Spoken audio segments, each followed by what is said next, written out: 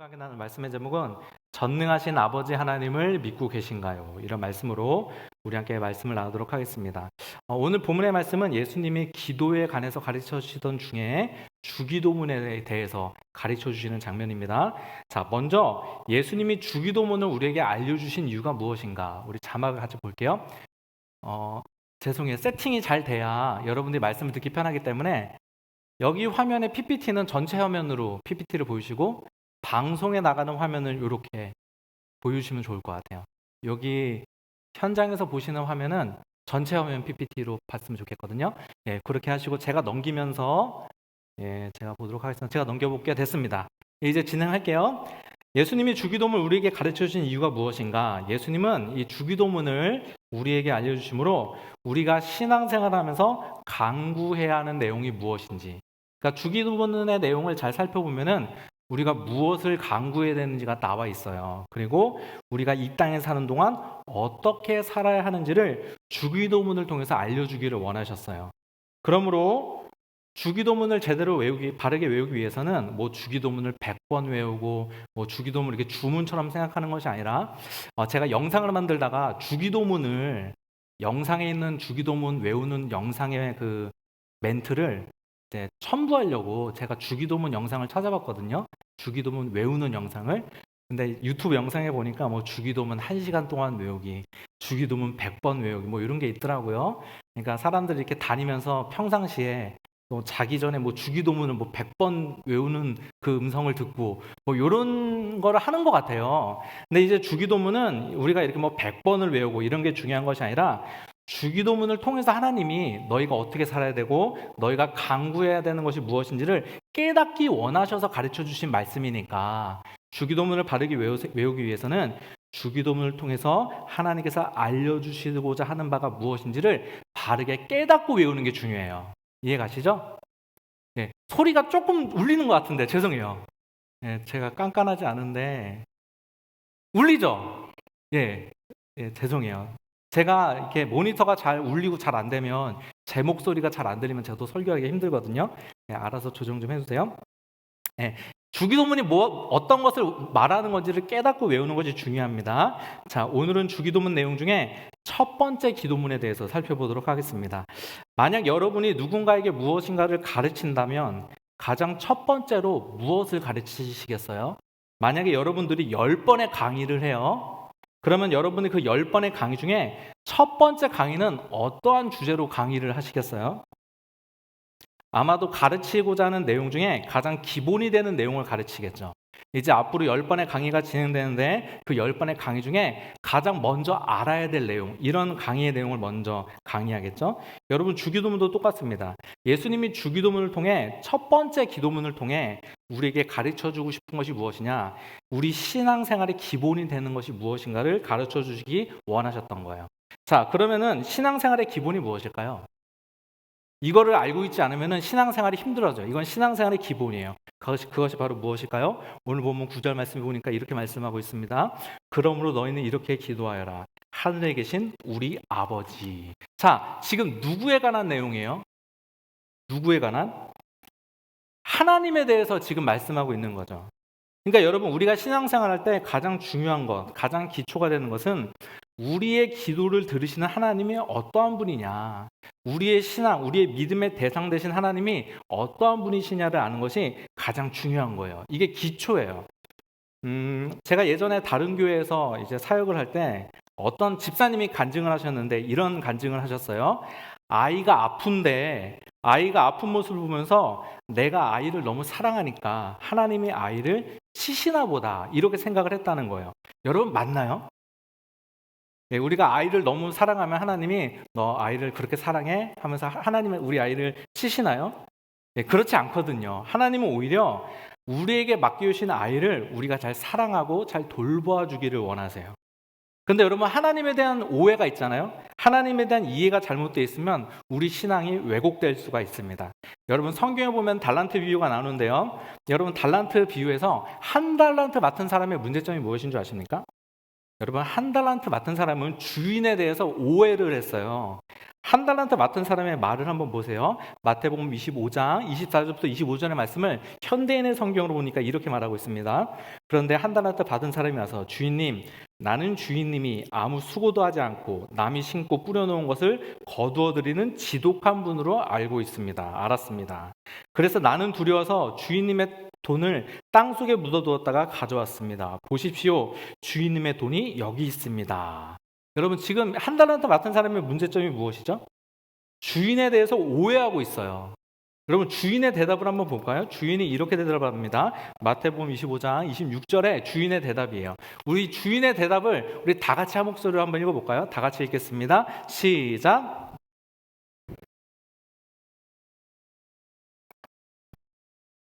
예, 주인이 하는 말이 이거죠. 너 나를 오해했다는 거죠. 나를 그런 사람으로 알았느냐라고 이렇게 말씀하시죠. 여러분, 신앙생활도 똑같습니다. 우리가 하나님에 대한 이해가 잘못되어 있잖아요. 그러면 우리 신앙에 문제가 생깁니다.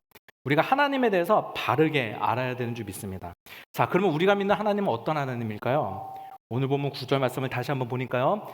볼륨을 좀 줄여주세요. 계속 울려요, 제 귀에. 예. 아니면 요거를 띄라는 얘기죠? 알겠습니다. 뭔지 모르겠는데 이제 안 울리는 것 같아요, 좀. 예, 계속 할게요. 9절 말씀 보니까요. 하늘에 계신 우리 아버지라고 그래요. 여러분, 하나님은 어떤 분이라고 가장 먼저 예수님이 주기도문을 통해서 말씀하고 계세요? 하나님 어떤 분이세요? 하늘에 계신 분. 이거를 원어로 보면은 우리 아버지, 하늘에 계신 분이라고 나와 있어요. 하나님이 가장 먼저, 예수님이 이 땅에 오셔서 하나님에 대해서 우리에게 알려주시는데, 하나님에 대해서 가장 먼저 알려주고 싶은 하나님은 어떤 하나님이세요? 우리 아버지, 하늘에 계신 분, 아버지 되신다는 거예요. 여러분, 하나님은 우리의 아버지가 되십니다. 여러분, 하나님을 아버지라 부르는 사건이, 마이크가 이제 안 울리네요. 제가 자꾸 잡담을 해서 죄송합니다. 이제 잡담 안 할게요. 방송실이 좀 혼란스러울까 봐 제가 말씀드린 거예요. 여러분, 하나님을 아버지라 부르는 것이 이 당시 얼마나 충격적인 사건이었냐 하면요. 우리는 지금 하나님을 아버지라고 자연스럽게 부르지만 당시 사람들은 하나님을 아버지라고 부르지 못했어요. 하나님을 나의 주, 거룩하신 분 이런 식으로 불렀어요. 아버지라고 부르지 못했어요. 그런데 예수님이 나타나셔가지고 충격적인 말을 하시는데 하나님을 아버지라고 하는 거예요. 이게 굉장히 충격적인 사건입니다. 여러분, 종교 지도자들이 예수님을 십자가에 못 박게 했는데 여러분, 예수님이 십자가에 못 박혀 죽은 이유가 뭔지 아세요? 뭔가 고발한 내용이 있을 거 아니에요. 뭔가 예수님이 십자가에 못 박을 만한 고발할 내용이 있어야 십자가에 못 박을 거 아니에요. 그것이 바로 하나님을 아버지라 불렀기 때문에 그래요. 신성 모독이라는 거예요. 요한복음 5장 18절을 보니까요. 이런 말씀이 있습니다. 유대 사람들은 이 말씀 때문에 더욱더 예수를 죽이려 하였다. 그것은 더욱더 죽이려 한 그 이유는 그것은 예수께서 안식일을 범하셨을 뿐만 아니라 안식일을 범하셨어요. 당시 사람들은 토요일 날을 안식일로 주일로 지켰거든요. 근데 예수님이 안식일의 규례를 막 깨는 거예요.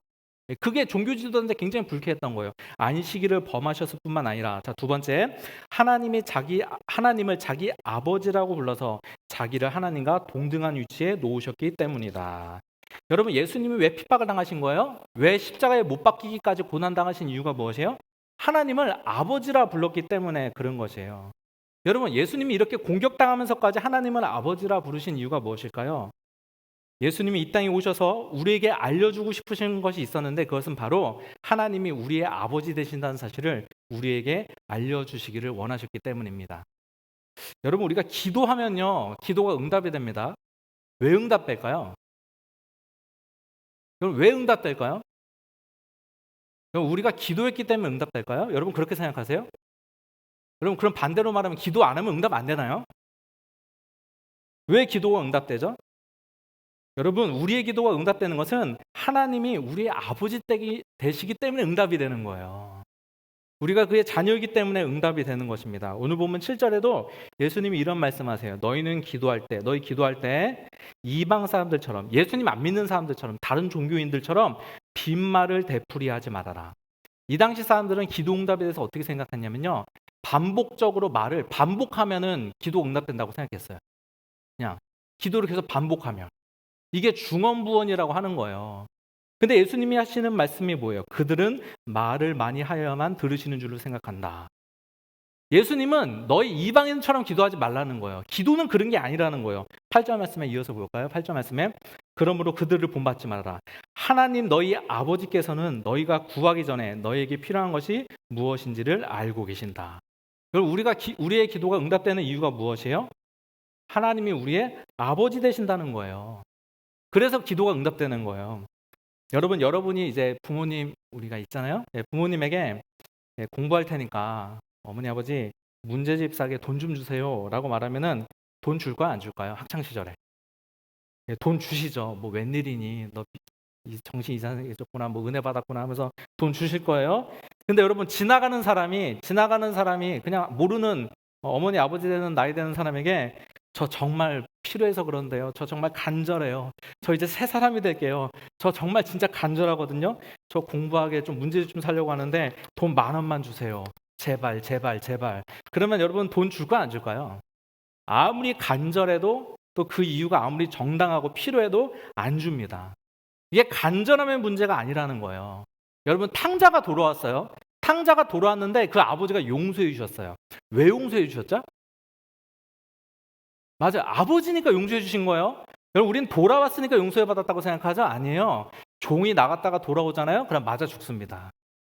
아버지니까 용서해 주시는 거예요. 아버지니까 용서해 주시고 아버지니까 응답해 주시는 거예요. 여러분 우리는 신앙을 자꾸 공로로 가져가죠. 내가 기도했기 때문이라고 생각하죠. 내가 열심히 구했기 때문에 응답됐다고 생각하죠. 여러분 아니에요. 신앙생활은 그런 게 아니라는 거예요. 여러분 신앙생활은 관계로 풀어야 돼요.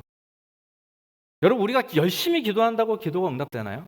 또 반대로 우리가 구해야만 응답을 받나요? 여러분 그렇지 않습니다. 때로는 우리가 구하지 않아도 우리가 필요한 것 있으면 우리에게 좋은 것을 허락하시는 분이 우리가 믿는 하나님 아버지신 줄 믿습니다. 저희 자녀가 2명 있는데 첫째는 이제 14살 중학생이고요. 중학교 1학년 이번에 올라갔고 둘째는 4살 애기예요. 차이가 많이 나요. 첫째가 초등학교 2학년 때 저한테 이런 말을 하는 거예요. 그때 저희 아이 방이 있었는데 자기 방에 컴퓨터를 사달라는 거예요. 초등학교 2학년인데 그 컴퓨터가 데스크탑을 사달라는 거예요. 그래서 제가 아이에게 물어봤어요. 예빈아 컴퓨터가 왜 필요해? 왜 사줬으면 좋겠어? 라고 말하니까 그 아이가 하는 말이 자기가 지금 방 꾸미기를 하는데 방 꾸미기 중에 책상 위에 컴퓨터가 있으면 좋겠다는 거예요. 여러분 그것 때문에 사줄 수는 없잖아요. 그 컴퓨터가 뭐 1-20만 원 하는 것도 아니고. 그래서 제가 그 아이에게 이렇게 말했어요. 예빈아 너에게 필요하면 컴퓨터가 필요하면 말하지 않아도 사줄 거야. 그런데 지금은 안 돼 라고 말하고 안 사줬어요. 여러분 기도해야만 하나님께서 채워주시나요? 아닙니다. 기도하지 않아도 필요하면 하나님이 채워주신다니까요. 우리가 믿는 하나님이 우리 아버지 되시잖아요. 여러분 자녀를 키우다 보면은 아이가 필요하다고 생각이 들면 사달라고 하지 않아도 다 사줍니다. 자전거 탈 때가 되면 자전거 사주고요. 컴퓨터가 필요하면 컴퓨터 사주고요. 나중에 핸드폰이 필요하면 핸드폰도 사달라고 하지 않아도 사줍니다. 여러분 안 사준다는 것은 무슨 말이죠? 아직 필요하지 않다는 말이에요, 사실. 여러분 하나님은요 누구보다도 심지어 여러분 자신보다 여러분에게 필요한 것이 무엇인지를 더 잘 알고 계세요. 그래서 우리의 쓸 것을 주시는 하나님이 되십니다. 이런 하나님에 대한 믿음이 있어야 돼요. 여러분 하나님 대해서 오해하면 안 돼요. 하나님은 인색하신 하나님이 아니에요. 여러분 청년들 중에 결혼 안 하신 분 있으시죠? 저도 신학생 초기 때부터 결혼을 위해서 그렇게 기도를 많이 했어요. 근데 결혼에 대한 기도는 응답을 안 하시더라고요.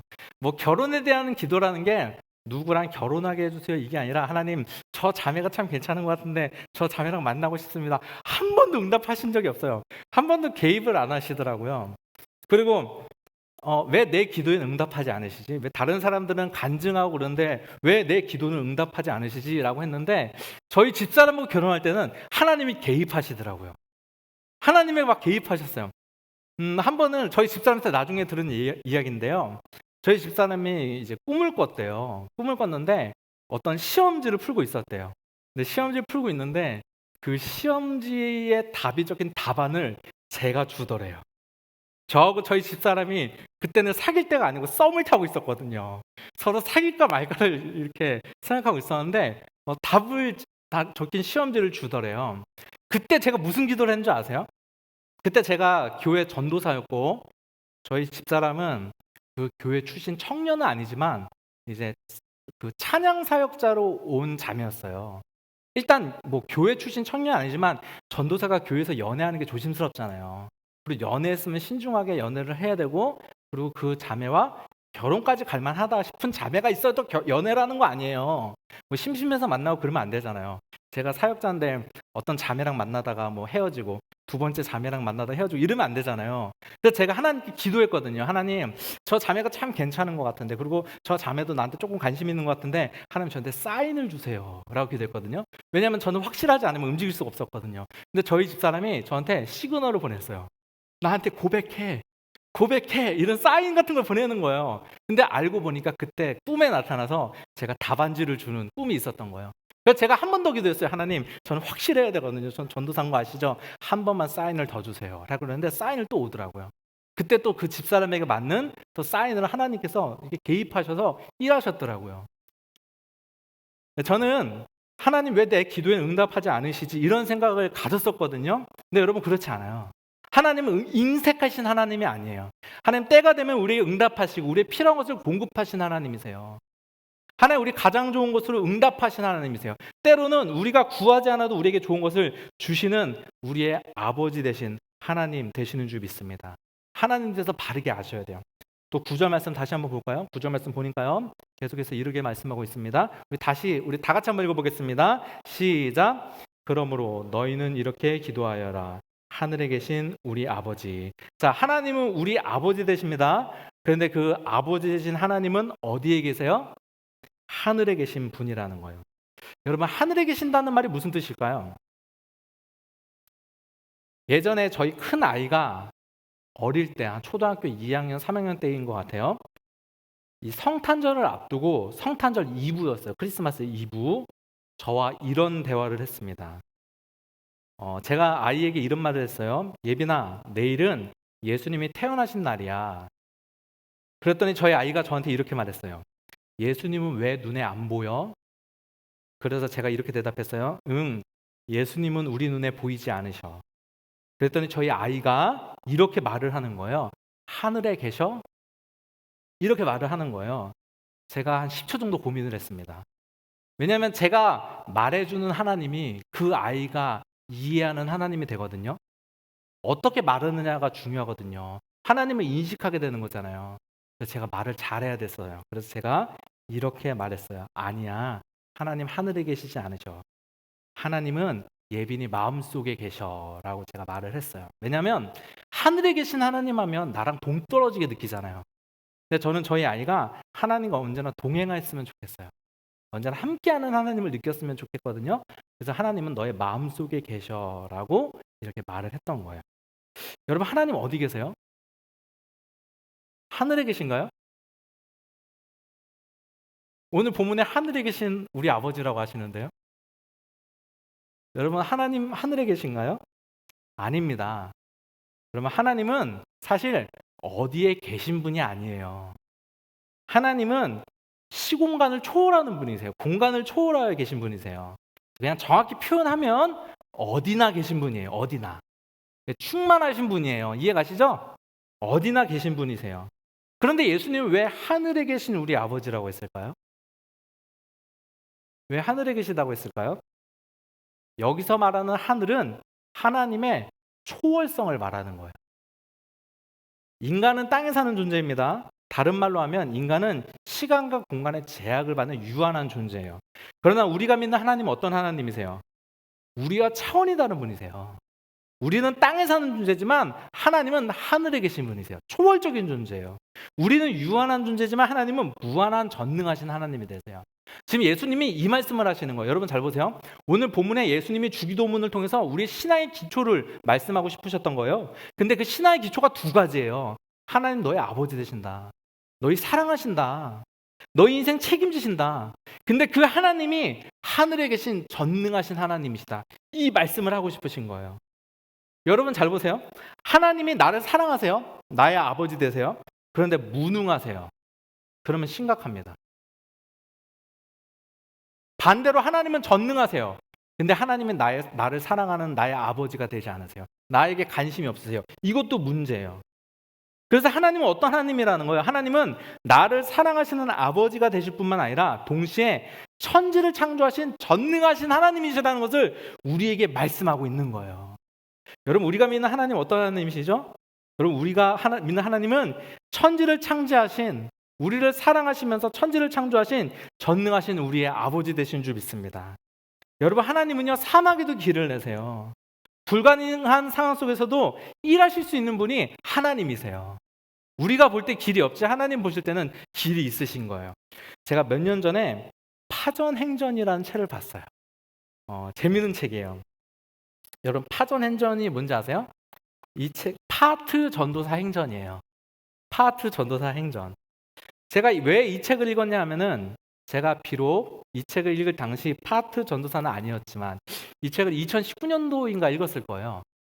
제가 부목사 때 읽었으니까 제가 파트 전도사는 아니지만 사역자의 이야기이고 사역자의 삶이 어떤지 궁금하잖아요. 제가 사역자면서도 다른 사람들의 삶이 궁금했어요. 그리고 파트 전도사라고 하면은 요즘 최근 청년들의 이야기이기 때문에 요즘 청년들의 삶이 어떤가라는 궁금증이 생겨서 이 책을 읽게 되었습니다. 이 책을 보면서 제가 많은 은혜를 받았어요. 이 책을 보면 책의 저자가 결혼하는 장면이 나오거든요. 그 결혼하는 장면의 소제목이 뭔지 아세요? 나 같은 죄인 결혼시켜주신 주은혜 놀라워요. 네, 참 재밌습니다.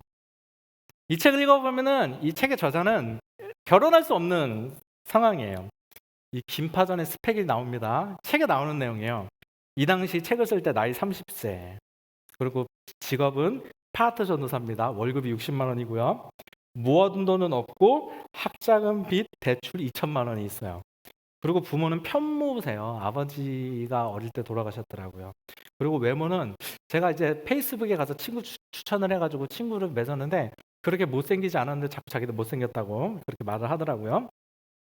그런데 이 김파전을 교회 한 자매가 어떤 자매가 자기를 좋아하게 됐대요. 네, 그런 기적 같은 일이 일어났다고 하더라고요. 근데 그 자매가 자기를 좋아했는데 근데 그 자매 어머니가 교회 권사님이신데 자신을 반대하시더라는 거예요. 그러면서 결혼하기까지의 그 수많은 과정, 어려움, 결혼하려고 하는데 결혼하지 못해서 결혼이 몇 년 늦춰지고 그렇게 힘들게 어렵게 결혼하게 되는 그 과정이 이 책에 담겨 있어요. 제가 그 책을 읽으면서 이 책을 읽으면서 제 생각이 많이 났어요. 저는 결혼할 때 아무것도 없었거든요. 제가 집사람하고 결혼할 때 저는 지금 그렇게 생각하지 않습니다. 아무것도 없었는데 뭐 어디서 뭐 근거 없는 자신감. 자매는 욕해도 좋습니다. 하여튼 근거 없는 자신감이 넘쳤어요. 뭐 그래서 막 욕하셔도 상관없어요. 그때는 제가 그랬어요. 어떤 생각이 있었냐면은 너가 나를 데려가는 게 축복받은 거다. 뭐 이런 생각. 뭐 근거도 없어요. 하여튼 그런 막 자존감이 쓸데없이 높아가지고 원래 이제 아무것도 모르고 그럴 때는 뭐 나이가 어리고 뭐 젊고 그럴 때 그냥 뭐 믿음 있다고 하면서 뭐 하나님 날 크게 쓰실 것이니까 하면서 난 뭐 미안한 거 하나도 없어 뭐 이런 생각을 갖고 있었어요 진짜. 근데 여러분 아무리 그런 생각을 갖고 있어도요 그렇더라고요. 남자가 결혼할 때가 됐는데 이제 결혼하자는 말을 해야 되잖아요. 근데 살 집이 없잖아요. 그러면 결혼하자는 말이 안 나옵니다. 제가 넌 나랑 만난 게 축복이야 이 생각을 갖고 있는데도 결혼해서 살 집이 없어요. 뭐 대책이 없어요. 그때 저도 이제 파트 전도사였는데 결혼하자는 말이 안 나와요. 그러니까 이제 둘이 만나서 우리 결혼했으면 좋겠다. 우리 이렇게 해서 우리 빨리 결혼했으면 좋겠다 얘기를 하는데 우리 그럼 결혼하자 이 말을 제가 못 하겠어요. 왜냐면 살 집이 있어야 될 거 아니에요. 뭐 어떻게 사든지. 근데 한번 얘기하다가 저희 집사람이 저희 부모님 집에 들어가 살면 되잖아. 먼저 이 말을 하더라고요. 부모님 집에 들어가면 살면 되잖아. 그럼 우리 결혼할 수 있잖아. 그 말을 하더라고. 그래서 결혼이 진행이 된 거예요. 결혼할 때 아무것도 없었거든요. 최근 제가 들은 이야기인데, 제가 이제 결혼하고 나서 부목사로 있을 때 이제 저희 집사람이 한 얘기인데, 당시 저하고 이제 결혼을 하려고 하니까 제가 다니는 교회 부목사님이 저희 아내에게 그 부목사님의 사모님이 저희 아내에게 목회자 자녀와 결혼해야 된다고. 그러니까 전도사나 부목사랑 결혼하려면은 목사랑 결혼하려면은 목회자 자녀와 결혼해야 된다고 이런 말을 했다는 거 아닙니까? 이런 악한 사모님 같으시라고. 저는 목회자 자녀가 아니거든요. 근데 이제 그 사모님이 자기가 이제 사모 생활 해보니까 목회자 자녀와 결혼해야 더 좋다. 이런 조언도 했다는 거예요. 저희 집사람이 한 2, 3년 전에 그 얘기를 하면서 그때는 왜 저런 얘기를 하나 이랬는데 이제 좀 지나 보니까 그 말이 무슨 말인지 알겠다. 뭐 이런 얘기를 이제 농담스럽게 했어요. 그렇게 해서 결혼이 진행이 돼서 제가 저희 집사람과 결혼을 하게 되었어요. 근데 제가 딸을 키워보니까요. 만약에 제 딸이 저 같은 사람을 결혼하겠다고 데려오잖아요. 그럼 저는 결혼시키기 힘들 것 같더라고요. 그게 부모 마음이더라고요. 제가 그 책을 읽으면서 저와 결혼해준 아내 그리고 결혼을 허락해준 장모님께 감사한 마음이 들었어요. 제가 저희 집사람한테 가서 얘기했어요. 내가 이런 책을 읽었어.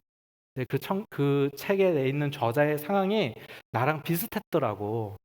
내가 그 책을 읽으면서 내가 결혼한 게 참 은혜구나라는 생각을 하게 되었어. 이 말을 했어요. 그때 저희 집사람이 응 그래 하고 넘어가더라고요. 그래서 제가 하루 이틀 있다가 다시 저희 집사람한테 말했어요. 내가 고맙다는 말을 한 거였어. 그랬더니 저희 집사람이 알고 있어 이렇게 대답을 하더라고요. 고맙더라고요. 참 은혜더라고요. 저희가 결혼하면서 바로 결혼하자마자 몇 개월 후에 바로 첫째 아이가 생겼거든요. 뭣도 모르고 바로 아이가 생겼어요. 그래서 수련전도사를 할 때 이제 아이를 키우게 되었는데 그때 지금 생각해 보면 경제적으로 참 어려웠습니다. 그때 이제 뭐 사례가 많지가 않았어요. 수련목이니까 수련 전도사니까 사례가 많지 않았어요. 뭐 대출 이자도 내야 되고 공과금도 내야 되고 또 11조나 이런 헌금 생활도 해야 되고 뭐 다 쓰고 남으면은 남는 돈이 한 60만 원 정도 됐어요, 정말. 그럼 60만 원 가지고 이제 아기를 키우면서 살아야 됐었는데 참 그때 힘들었어요. 저희가 2019년도에 좀 늦게 둘째를 낳게 됐어요. 근데 저희가 첫째 날 때는 제가 수련전도사기도 하고 그리고 제가 교회 간 지 얼마 안 돼서 교인들이 제가 아기를 낳는지 안 낳는지 이런 것도 잘 모르고 좀 관심이 없었는데 제가 부목사일 때 아기를 낳으니까 많은 성도님들이 축복해 주시더라고요. 선물도 많이 해주시고 또 아기 물품 있으면 물품도 많이 갖다 주시고 막 그러시더라고요. 근데 아기 목욕시킬 수 있는 욕조를 갖다 주셨어요, 누가.